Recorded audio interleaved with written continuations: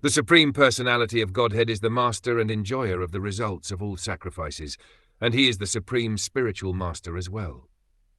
All of you citizens on the surface of the globe who have a relationship with me and are worshipping him by dint of your occupational duties are bestowing your mercy upon me.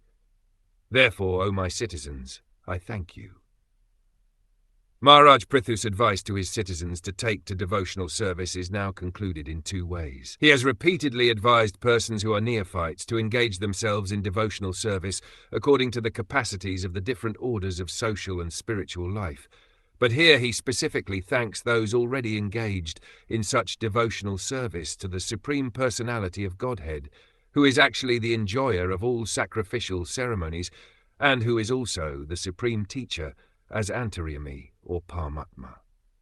There is specific mention of the word Gurum, which indicates the Supreme Personality as Kaitya Guru.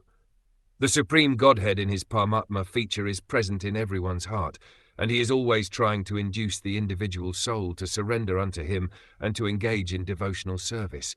Therefore, he is the original spiritual master. He manifests himself as spiritual master both internally and externally to help the conditioned soul both ways. Therefore, he has been mentioned herein as Gurum. It appears, however, that in the time of Maharaj Prithu, all the people on the surface of the globe were his subjects. Most of them, in fact, almost all of them, were engaged in devotional service. Therefore, he thanked them in a humble way for engaging in devotional service and thus bestowing their mercy upon him. In other words, in a state where the citizens and the head of state are engaged in devotional service unto the Supreme Personality of Godhead, they help one another and are mutually benefited.